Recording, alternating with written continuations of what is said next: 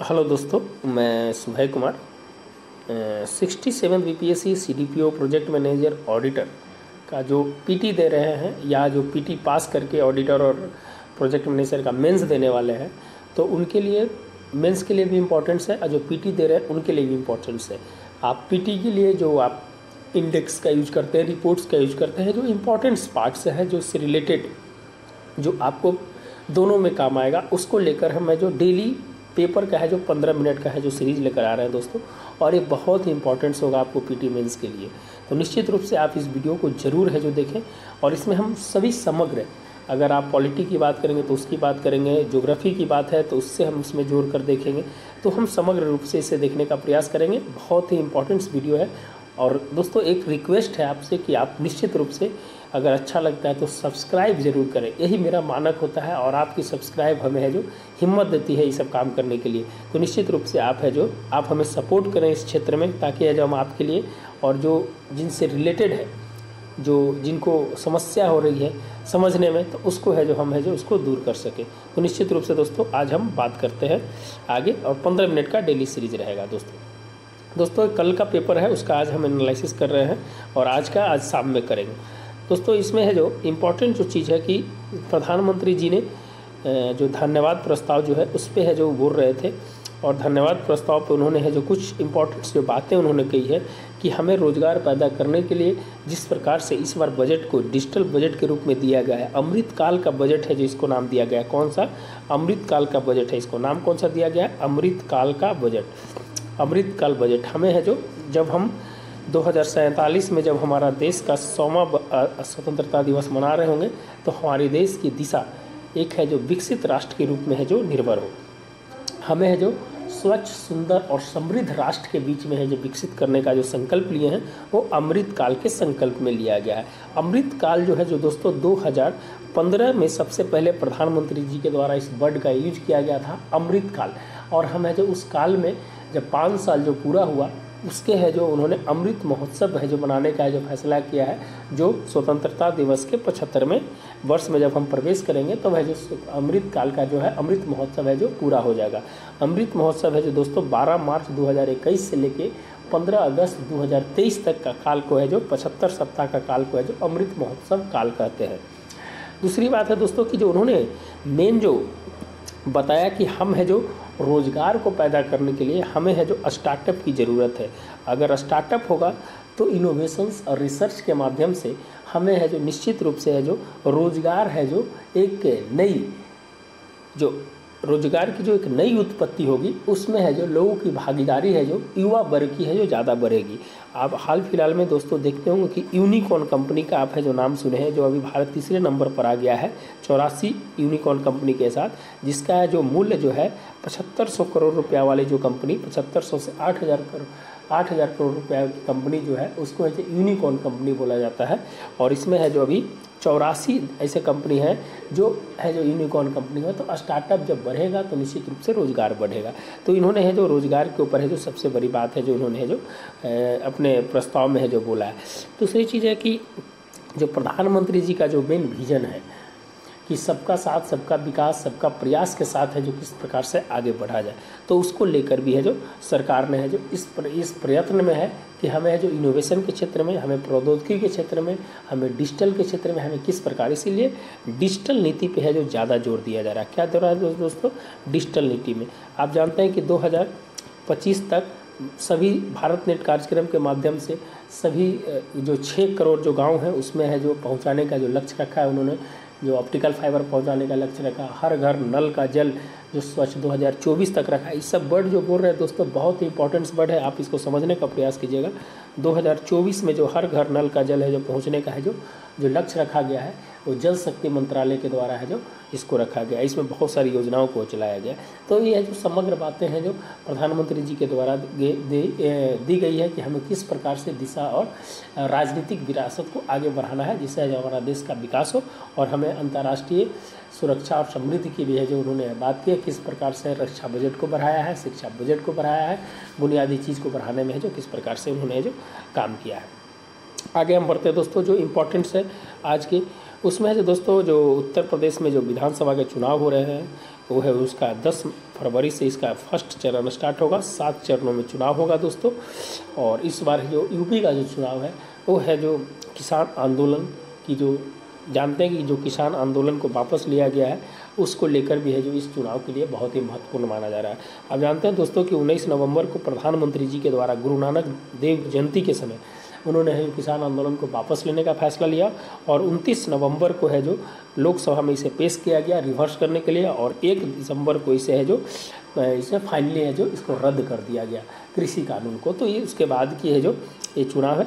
तो निश्चित रूप से उत्तर प्रदेश का जो चुनाव बहुत ही इंपॉर्टेंट है। अगर हम चुनाव आयोग की बात करें दोस्तों तो अभी जो मुख्य चुनाव आयुक्त है जो सुशील चंद्रा है जो 24वें नंबर के हैं, ये भी पूछ सकता है। अभी है जो 3 इसके जो मुख्य चुनाव आयुक्त के साथ जो कुरम पूरा करते हैं 1988 में सबसे पहले है जो इसे है जो बढ़ाया गया था और 1989 में इसको है जो पूरा लागू कर दिया गया था और 1993 में इसे बहुसदस्यीय है जो कर दिया गया। तो निश्चित रूप से है जो ये कुछ इंपॉर्टेंट फैक्ट्स थे। अगर हम पॉलिटी की बात करें तो भाग 15 में 324 से लेके 329 के बीच में है जो निर्वाचन आयोग की है जो बात की गई है।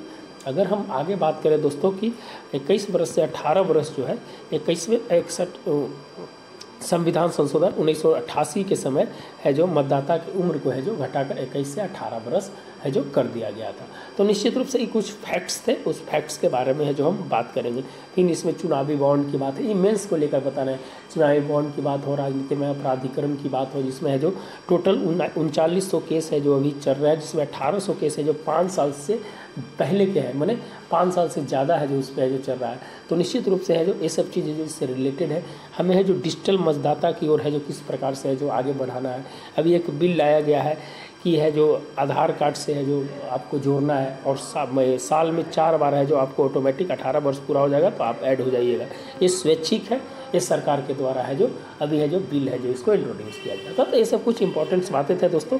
है जो लोकतंत्र का पर्व जो है जो चुनाव बहुत ही महत्वपूर्ण होता है और इसमें लोग अपनी मतदाता को है जो चुनते हैं और पास्ट द पोस्ट सिस्टम से है जो भारत में है जो चुनाव है की प्रक्रिया है जो लागू की जाती है। जिसका ज़्यादा वोटिंग होगा वो है जो जीत जाएगा। इसमें है जो निश्चित रूप से इस प्रकार की है जो स्थिति में भारत की लोकतंत्र का एक नायाब है जो नमूना है जो देखने को मिलता है।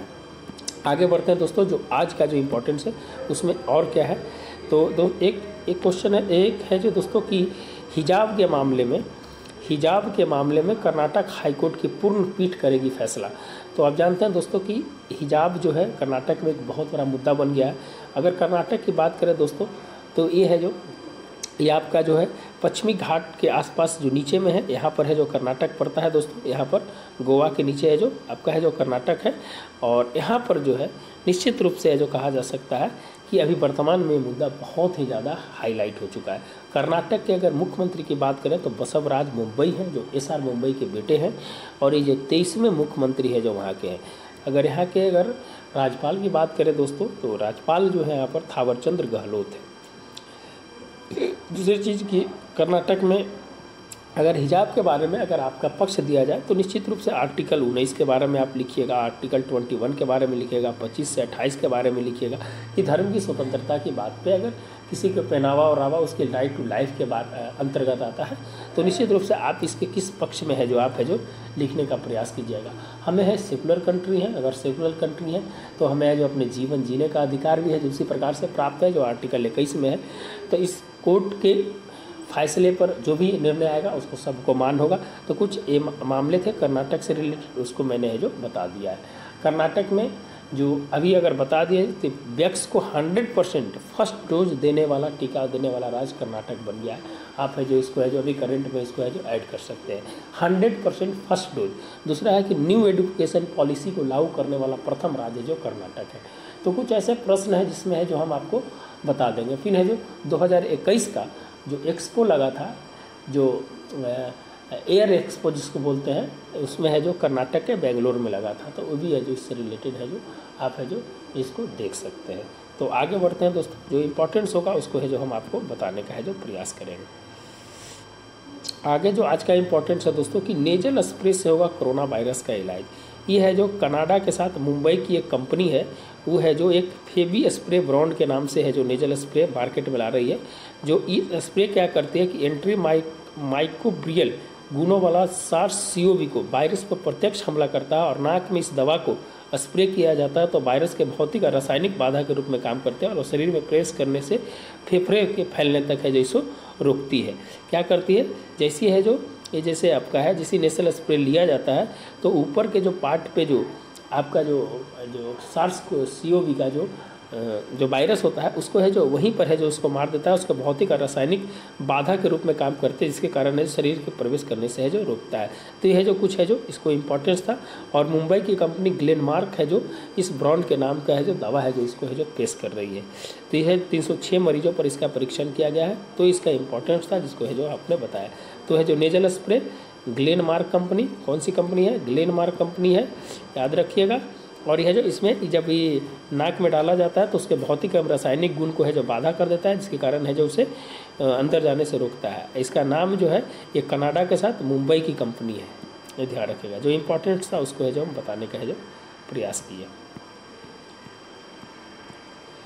अगर हम आगे बात करें दोस्तों तो अंतर्राष्ट्रीय रिलेशंस के अंदर में अगर हम बात करें तो निश्चित रूप से है जो ये जो है आपका जो एक इम्पोर्टेंस जो पार्ट होगा जो आपको जो देखने के लिए बहुत ही इम्पोर्टेंस होगा, इसमें यूक्रेन से रिलेटेड है। यूक्रेन के नज़दीक पहुँचे रूस के युद्धपोत, यूक्रेन के नज़दीक पहुँचे युद्धपोत। अभी जानते हैं दोस्तों कि यूक्रेन और रसिया के बीच है जो दोनों के बीच है जो बहुत ही है जो क्रिटिकल कंडीशन से बना हुआ है। इसमें है जो दो तरह की बातें हैं जो इसमें है जो कही गई है, इसमें दो तरह की बातें कही गई है। दूसरा कि रसिया और वर्सेस अमेरिका, इसमें दो चीज़ बातें आप समझिए। रूस और अमेरिका के बीच में जो यहाँ पर जो अभी वर्तमान की स्थिति बनी हुई है, अमेरिका ने अपने नाटो समर्थित जो है उसको है जो वहाँ पर यूक्रेन के पास है जो भेजने का फैसला लिया। रूस का कहना है कि यूक्रेन को कभी भी नाटो का सदस्य नहीं बनना चाहिए। जो अमेरिका ने कहा था कि हम इसका विस्तार है जो नहीं करेंगे, लेकिन है जो कह रहा है कि अगर रूस कह रहा है कि अगर तुम नाटो में अगर इसको तुम कर लोगे तो हमारी है जो आंतरिक स्थिति और बाह्य स्थिति कहीं ना कहीं है जो प्रभावित होगी। इसके कारण है जो रूस है जो दो बात को लेकर है जो यहाँ पर। दूसरी चीज़ कि जो यूक्रेन में है, जो यूक्रेन की जो स्थिति है जो निश्चित रूप से है जो अगर अभी प्रभावित होता है तो पूरे वर्ल्ड है जो इसके चपेट में आ जाएंगे। तो नाटो के देश है जो नाटो के जो भी देश हैं वो देश हैं, जैसे मान लीजिए कि जर्मनी हो गया, फिर है जो फ्रांस हो गया, जो इसके जो मेंबर्स हैं उस मेंबर्स ने है जो रसिया जाकर है जो इस बात को आश्वस्त किया है कि हमें है जो वर्तमान समय में कोविड-19 से हमने जूझा है, अगर इस प्रकार के अगर किसी प्रकार का युद्ध होता है तो निश्चित रूप से है जो अंतर्राष्ट्रीय समस्या है जो और धीरे धीरे बढ़ जाएगी। तो जो जर्मनी के जो अभी चांसलर हैं ओशफ करके हैं, वो है जो उन्होंने है जो अभी है जो बाइडेन और रसिया दोनों से बात किया है। फ्रांस के जो है इमैनुअल मैक्रों है, उन्होंने भी है जो अभी बात किया है। तो निश्चित रूप से कहा जा सकता है कि अभी जो है यूक्रेन को घेरने के लिए जो रूस ने बेलारूस के तरफ से, फिर है जो रूस की अपनी सीमा की तरफ से, और एक सीमा है वहाँ पर है जो डेनवास की जगह है, वो डेनवास, ये तीनों जगह से है जो यूक्रेन को घेर लिया है। यूक्रेन के जो राष्ट्रपति हैं जो जेलेंस्की हैं, उन्होंने है जो आश्वासन दिया है कि जब तक हम पे कोई हमला नहीं करेगा हम है जो अपनी तरफ से कोई इनिशिएटिव है जो नहीं लेंगे। तो निश्चित रूप से ये एक बहुत बड़ा मामला है। रूस के ने अपना युद्धपोत है जो उतार दिया है, उन्होंने बोला कि हमें युद्धाभ्यास कर रहे हैं, लेकिन ये निश्चित रूप से अंतर्राष्ट्रीय क्राइसिस के रूप में जो देखा जा रहा है। तो निश्चित रूप से इसे कहा जा सकता है कि ये टकराव आने वाला समय में अंतर्राष्ट्रीय राजनीति की रूपरेखा है जो नई रूप से तय कर सकती है। बाकी है जो आप है जो विशेष रूप से आप इसे पढ़ने का प्रयास कीजिएगा। बाकी जो हमने है जो इसका जो इम्पोर्टेंट पार्ट था है जो बताने का है जो हमने प्रयास किया है। दूसरा है कि परमाणु वार्ता के शुरुआत के बीच में ईरान की नई मिसाइल। अभी जानते हैं दोस्तों कि यह जो हाल फिलहाल में वियना में है जो बैठक हुई थी और 2015 का जो एग्रीमेंट था, LCPO एग्रीमेंट जो था, उन्होंने ट्रंप ने जो रद्द कर दिया था, उसके बाद है जो भारत और ईरान के बीच है जो समस्या कहीं ना कहीं है जो तार हो गई थी। इसका सबसे बड़ा इफेक्ट भारत को देखने, अगर हम भारत की बात करें तो भारत ने जो तेल लेना बंद कर दिया था ईरान से, आर्थिक प्रतिबंध है जो लगा दिए थे उसके ऊपर, तो भारत ने जो तेल लेना कहा कि भारत को सबसे अच्छा तेल और लाइन ऑफ क्रेडिट और शिपिंग सबसे अच्छा ईरान से मिलता था। ईरान और भारत का है जो निश्चित रूप से एक साझेदार के रूप में है। तो अब अभी जो वर्तमान में है उसके बीच में जब वार्ता हो रही है तो एक सकारात्मक वार्ता हुई है। ईरान ने जहाँ कहा है कि हमें है जो आर्थिक प्रतिबंध थे उसे हटाया जाए, इस पे जितने भी और कंट्री जो थे LCPO एग्रीमेंट के उन्होंने जो इसकी सराहना की है। लेकिन ईरान इसी बीच एक नई बैलिस्टिक मिसाइल का है जो परीक्षण कर रहा है, जो निश्चित रूप से है जो एग्रीमेंट है उसके लिए एक नकारात्मक सिद्ध हो सकता है। तो ईरान के अगर बारे में हम बात करें दोस्तों, तो ईरान के जो राष्ट्रपति हैं, जो रईसी हैं, जिसे डेथ कमीशन भी कहा जाता है रईसी को, ये है जो बहुत ही अपने समय में वहाँ के वो जो सुप्रीम कोर्ट होता है वहाँ के वो जो चीफ जस्टिस रहे थे, उन्होंने अपने समय में सबसे ज़्यादा है जो फांसी की सज़ा सुनाई थी, इसीलिए इसे डेथ कमीशन है जो नाम दिया गया है। तो भारत और ईरान के बीच जो अभी है जो चाबहार बंदरगाह को लेकर भी जो बात चल रही थी, जिसमें जो कहा गया है कि उसे विकास करने की बात किया जाए और जो किस प्रकार से जो कैसे है जो मिडिल ईस्ट से और उधर रसिया तक है जो पहुंचने के लिए जो ईरान है जो तत्पर है। दूसरी चीज़ है कि भारत को निश्चित रूप से है जो एक साझेदार जो है, एक सकारात्मक साझेदार की ज़रूरत है जो ईरान है जो इस समय जो दे सकता है। तो निश्चित रूप से ये जो वार्ता हुई है वो वार्ता है जो सकारात्मक वार्ता है, लेकिन ईरान की जो वर्तमान स्थिति है वो है जो ईरान की जो नई मिसाइल है वो है जो इसमें खलल पैदा कर सकती है। तो कहा जा सकता है कि 2015 में परमाणु समझौते से बचाने के लिए जो बीना में, याद रखिएगा बीना सम्मेलन हुआ था, उसमें है जो ईरान के साथ नई है जो मिसाइल्स की जो अभी वर्तमान में जो पर्दा उठा है वो उसको नकारात्मक साबित कर सकता है। और 1450 किलोमीटर का है ये बैलिस्टिक मिसाइल है। अमेरिकी सेना इजराइल के भीतरी क्षेत्र में निशाना बनाना चाहती है, लेकिन इसके मिसाइल का प्रदर्शन उस समय किया गया जब इस्माइल रेवोल्यूशनरी गार्ड, जानते हैं दोस्तों कर्नल सुलेमानी को जो मार दिया था, उसी के जो 1 साल के जो पूर्ति होने पर उसके जो वर्तमान समय में उसका जो मिसाइल का है जो ताकत का परीक्षण किया है। तो निश्चित रूप से अभी है जो इससे बचना चाहिए ईरान को, ताकि ये जो अंतर्राष्ट्रीय राजनीति की रूपरेखा को और है जो मजबूत करने में है जो ईरान भी मदद करे। तो निश्चित रूप से इसका है जो बात है जो आप जानते हैं दोस्तों कि जो ईरान है जो आपका है जो शिया बहुल एरिया है, जबकि है जो सऊदी अरब है जो सुन्नी बहुल एरिया है, और दोनों के बीच में है जो फाइट रहता है। तो आप याद रखिएगा जो ईरान है जो शिया बहुल एरिया है और सऊदी अरब है जो सुन्नी बहुल एरिया है। सेना प्रमुख अभी वर्तमान में कौन है दोस्तों, तो नरवणे हैं और चीफ ऑफ डिफेंस स्टाफ भी है जो इनको है जो पद है जो मिला हुआ है अभी। और ये वर्तमान समय में है जो सऊदी अरब कमांडर से बात की और रक्षा क्षेत्र में है जो इन्होंने है जो निवेश करने की है जो बात की है वहाँ पर। और इम्पोर्टेंट्स आज का जो है और तो अंतर्राष्ट्रीय रिलेशंस में कुछ नहीं है दोस्तों। अभी एक क्वेश्चन और पूछ सकता है रामानुजाचार्य के बारे में, जो अभी हाल फिलहाल में है जो उनकी स्टैचू ऑफ इक्वलिटी पर 216 मीटर का है जो एक बना है जो हैदराबाद में बना है। तो निश्चित रूप से है जो उसको आप है जो देख लीजिएगा उसको।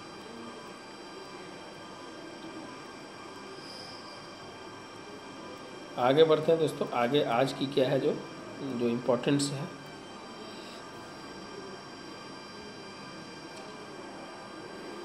आज है जो दोस्तों कि एक क्वेश्चन है कि डिजिटल यूनिवर्सिटी से घर बैठे मिलेगा विश्व स्तरीय ज्ञान। निश्चित रूप से है जो दोस्तों जो डिजिटल यूनिवर्सिटी बनाने की बात है जो इस बार बजट में की गया है, और केरल पहला राज्य है जो डिजिटल यूनिवर्सिटी बनाने पर है जो जोर दे रहा है। श्रमिकों के लिए कौशल विकास के लिए बनेगा ई पोर्टल, जो श्रमिक हैं उनके लिए भी है जो ई पोर्टल बनेगा। और जो डिजिटल यूनिवर्सिटी है उसमें है जो सब प्रकार की जो व्यवस्थाएं हैं जो आपकी है जो ग्रेडिंग की बात की गई, स्केलिंग की बात की गई, चाहे नोट्स की बात, ई लर्निंग की बात की गई, तो आपको सब है जो एक प्लेटफॉर्म पे मिलेगा डिजिटल यूनिवर्सिटी में। तो निश्चित रूप से है जो शिक्षा के क्षेत्र में एक नया है जो इनोवेशंस है जो सरकार के द्वारा, और 30% शिक्षा है जो डिजिटल देने का है जो सरकार के द्वारा है जो वादा किया गया है। और इस बार जो बजट है उसमें 11.4% बढ़ाकर 1,04,000 करोड़ का है जो शिक्षा बजट को किया गया है। तो ये है जो डिजिटल यूनिवर्सिटी, तो ध्यान रखिएगा डिजिटल यूनिवर्सिटी है जो निश्चित रूप से है जो आने वाला समय में एक है जो शिक्षा के क्षेत्र में क्रांति के रूप में जो काम करेगा। आगे अगर हम बात करें दोस्तों तो क्वाड की हम बात करेंगे, जो अभी ऑस्ट्रेलिया में है जो विदेश मंत्री की है जो क्वाड में है जो बैठक होने वाली है। वो निश्चित रूप से है जो दक्षिण एशिया प्रशांत के लिए बहुत ही महत्वपूर्ण है जो साबित हो सकता है। अभी जानते हैं कि क्वाड 2007 में है जो इसकी स्थापना की गई थी, और 2017 में इससे है जो इनिशिएटिव लिया गया था। 2019 में है जो पहले विदेश मंत्री की बैठक हुई थी। क्वाड में 4 देश आते हैं, ऑस्ट्रेलिया हो गया, भारत हो गया, जापान हो गया और अमेरिका हो गया। तो इसे क्वाड 2.0 की भी आगे बढ़ाने की जो बात की जा रही है। तो जो 6 दिवसीय यात्रा है जो दोस्तों, 6 दिवसीय यात्रा उसमें है जो ऑस्ट्रेलिया जाएंगे और उसके बाद फिलीपींस जाएंगे। तो फिलीपींस इसलिए जाएंगे कि दोस्तों अभी है जो ब्रह्मोस मिसाइल का है जो हमने उसके साथ है जो एक कॉन्ट्रैक्ट किया है और दक्षिण चीन सागर के लिए बहुत ही महत्वपूर्ण है। दक्षिण चीन सागर इसलिए दक्षिण चीन सागर 13 लाख वर्ग किलोमीटर में है दोस्तों, और यहाँ पर एक 9 डैश लाइन जो है विवादित है, जो अमेरिका जो चीन के द्वारा है जो इंटरनेशनल कोर्ट को भी नहीं मानता है। दूसरी चीज़ कि भारत का व्यापार है जो इस रूट से होगा और भारत है जो निश्चित रूप से इस क्षेत्र को शांति और स्थिरता बनाए रखने के लिए क्वाड ने बहुत ही महत्वपूर्ण भूमिका है जो इसमें निभाई है।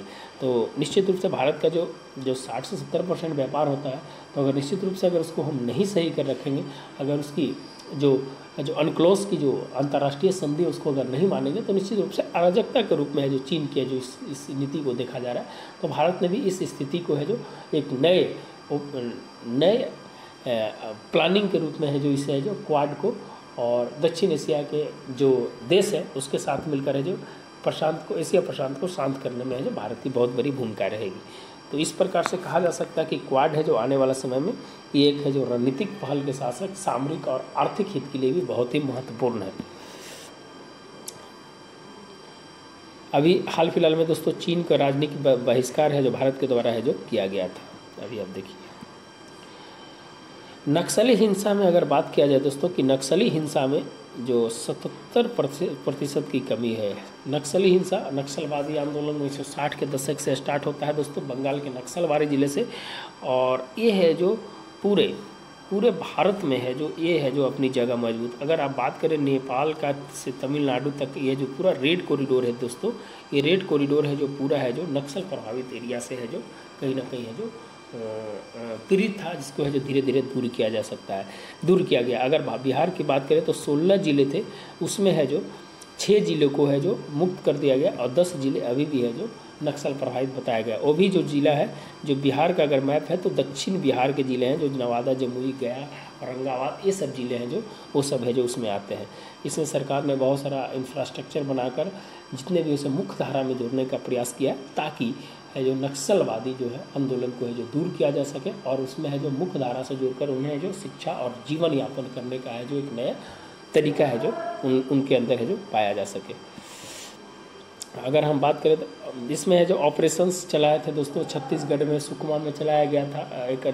एक डीजी थे, उनके नेतृत्व में जो ऑपरेशन ग्रीन हंट, क्या नाम था उसका, ऑपरेशन ग्रीन हंट है जो चला था, उसके लेकर जिससे है जो नक्सली की समस्या को दूर किया जा सके। आगे बढ़ते हैं दोस्तों, अगर और इसमें इम्पोर्टेंस जो होगा उसको है जो हम निश्चित रूप से देखने का है जो प्रयास करेंगे।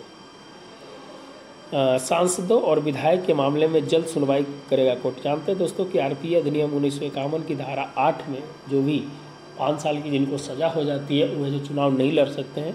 तो अभी 4800 ऐसे केस हैं जो है जो अभी इस पर है जो लागू है, जो चल रहा है, जिसमें 1800 केस हैं जो ज़्यादा गंभीर केस है।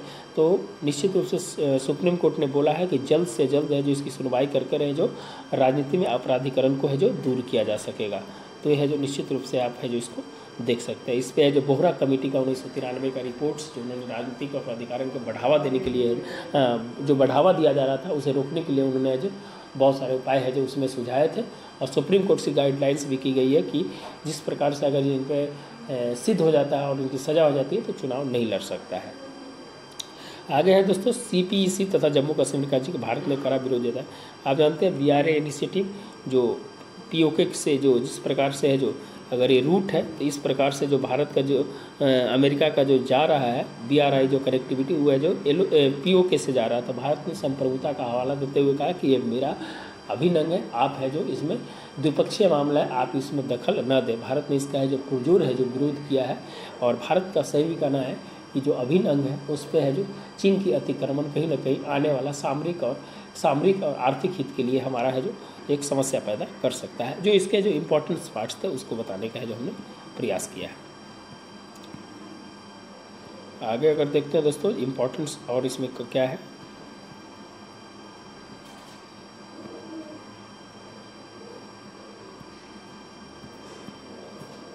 हाँ, एक बहुत अच्छा है दोस्तों, इसको है जो हम निश्चित रूप से है जो आपको बताने का है जो प्रयास करेंगे। अहम चुनाव मुद्दा बने पर्यावरण। पर्यावरण एक अहम चुनाव का मुद्दा बने। जिस प्रकार से दोस्तों है जो पर्यावरण को बचाने के लिए हमने SDG इंडेक्स में पर्यावरण की एक बहुत महत्वपूर्ण भूमिका दी है। अभी COP26 में अभी हमने है जो ग्लासगो में जो स्कॉटलैंड में गए थे, उसने नेट ज़ीरो करने की बात की है। 2030 तक है जो कार्बन क्रेडिट की बात है, जो कार्बन क्रेडिट की बात की है, जो हमने है जो जीवाश्म ईंधन को है जो कम करने की है जो बात की है, हमें है जो स्वच्छ इंजन को बढ़ाने की बात की है, हमने इंटरनेशनल सोलर अलायंस करने की है, हमने संविधान में जो पर्यावरण की सुरक्षा की है जो हमने बात किया है 48 के क में। तो निश्चित रूप से है जो हमें पर्यावरण मुद्दा बने, और जानते हैं कि पर्यावरण है जो आने वाला समय में जो भी पीढ़ी है उसका है जो उसका भरपूर है जो लाभ मिले। अगर हम उसको खर्च कर देते हैं तो निश्चित रूप से आने वाली पीढ़ी है जो हमें माफ़ नहीं करेगी। तो निश्चित रूप से जो वायु प्रदूषण की अगर बात करें तो 16 लाख लोग हैं जो प्रति वर्ष है जो इसमें मर जाते हैं। हमें PM 2.5 में जिस प्रकार से बढ़ रही है उसको जो कम करने का है जो प्रयास करना चाहिए। BOD बायोलॉजिकल ऑक्सीजन डिमांड, जिसमें जो पानी की ऑक्सीजन की मात्रा जो है निश्चित रूप से है जो धीरे धीरे है जो उसमें है जो कम हो रही है, जिसके कारण है जो जीव जंतुओं को भी यह समस्या है जो बढ़ रही है। तो पर्यावरण एक आम जनता को जागरूक रखकर है जो पर्यावरण को है जो अच्छा किया जा सकता है, स्वच्छ किया जा सकता है। तो पर्यावरण एक अहम मुद्दा है। जल जीवन हरियाली हमारे यहाँ से बिहार से चल रहा है, तो हमें जो एक पृथ्वी उत्सव भी मनाने का है जो प्रयास किया था कि किस प्रकार से है जो बिहार सरकार है जो जल जीवन हरियाली के माध्यम से है जो इसके वजह एक नए तरीके से है जो पर्यावरण को बचाने में जो काम करे। हमने जो बहुत सारा है जो इस पे जो आर्टिकल है जो हमने जो लिखा है और वीडियो भी बनाया है दोस्तों, आप है जो उसको जाकर जरूर देखें। आगे बढ़ते हैं दोस्तों। शिक्षा को प्रोत्साहित करने वाला बजट, ये बहुत ही अच्छा बजट है दोस्तों। शिक्षा को प्रोत्साहित करने वाला जो बजट जो बताया गया है बहुत ही शानदार आर्टिकल है। आप है जो डिजिटलीकरण की तरफ बढ़ावा देने के लिए प्रगतिशील बजट में शिक्षाविद द्वारा व्यापक रूप से सराहना की गई, क्योंकि यह बजट राष्ट्रीय शिक्षा नीति 2020 डिजिटल इंडिया मिशन के दृष्टिकोण से ऑनलाइन शिक्षा को समृद्ध करने में हमें है जो ऑनलाइन शिक्षा ई-लर्निंग की तरफ है जो जोर देना है, गुणवत्तापूर्ण शिक्षा है जो देना है, 30% शिक्षा है जो डिजिटल देना है। इसलिए डिजिटल विश्वविद्यालय की बात की गई है। ई सामग्री के साथ डिजिटल 21वीं सदी ने हमारे जीवन के कार्य गतिविधियों में डिजिटलीकरण का बोलबाला है। डिजिटल शिक्षा पद्धति शिक्षाओं के कौशल एवं ज्ञान के लिए अनुरूप पाठ सामग्री की सुलभता की सुनिश्चित कराएगा। ई सामग्री की बात कर रहा है, ई प्लेटफॉर्म की बात कर रहा है, जिसके कारण है जो 2020 में जो है नेशनल एजुकेशन पॉलिसी में जो सकल जो नामांकन अनुपात है जो 50% 2035 तक करने का है जो लक्ष्य रखा है। और एक ई सामग्री के माध्यम से टीवी चैनल कार्यक्रम के माध्यम से स्कूल में जो मॉडल स्कूल के माध्यम से है जो डिजिटल शिक्षा को है जो बढ़ावा दिया जा सके। क्षेत्रीय आबादी 65% गाँव में रहती है, तो इसे ध्यान में रखकर इंफ्रास्ट्रक्चर को बढ़ाया जाए, डिजिटलीकरण को बढ़ावा दिया जाए, इस शिक्षा को है जो एक प्लेटफॉर्म बनाया जाए ताकि है जो हमारा जो शिक्षा का जो अधिकार है उसको भी पूरा किया जा सके। देश में एक देश स्टैक ई पोर्टल के माध्यम से, विद्यांजलि पोर्टल के माध्यम से, विद्या पोर्टल के माध्यम से है जो लोगों के बीच है जो ऐप के माध्यम से उसे है जो वहाँ तक प्रसारित किया जा सके, ताकि जो लोगों को शिक्षा है जो प्रगतिशील और अनुरूप शिक्षा है जो प्राप्त किया जा सके। उद्योग में कौशल विकास को है जो इसमें है जो ऐड किया जाए। जब स्किल बढ़ेगा, जब शिक्षा बढ़ेगा तो स्किल बढ़ेगा, तो रिसर्च बढ़ेगा, रिसर्च बढ़ेगा तो देश की अर्थव्यवस्था और देश के जो अपनी जो स्थिति है उसमें है जो कहीं ना कहीं है जो उसमें है जो काम आएगा। तो भारत ने डिजिटल रूप से सशक्त को समाज बनाने के लिए ज्ञान आधारित अर्थव्यवस्था बदलने के लिए artificial intelligence, internet of things पर है जो भी ध्यान देना होगा, और हब एंड स्पोक मुकल विश्वविद्यालय पर है जो काम करना होगा, ताकि जो लोगों को है जो डिजिटल शिक्षा है जो प्राप्त किया जा सके। तो कुछ ऐसे थे जो हम जो बताने का प्रयास किए। अगर आपको वीडियो अच्छा लगता है दोस्तों तो निश्चित रूप से है जो लाइक एंड सब्सक्राइब जरूर करें, वही मेरा मानक होता है, और हम आपसे उम्मीद करते हैं कि निश्चित रूप से आप है जो इसका सपोर्ट करेंगे। तो धन्यवाद दोस्तों, मिलते हैं नए वीडियो के साथ। धन्यवाद।